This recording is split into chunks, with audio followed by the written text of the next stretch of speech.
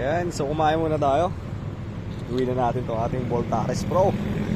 Ayan, pure electric to. Lalabas lang natin.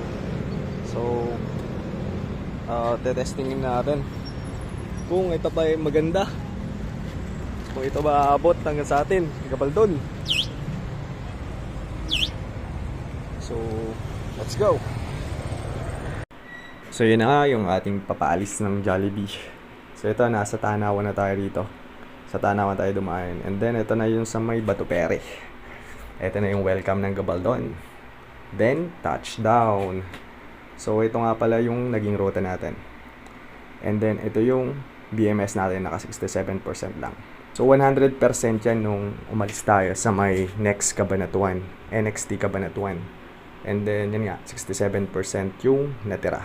So overall sa may driving niya, ang speed niya, max speed ko dyan na nagawa is 80 km per hour. And then maganda siya, malakas umatak. So far yan pa lang yung experience natin. Thank you and God bless.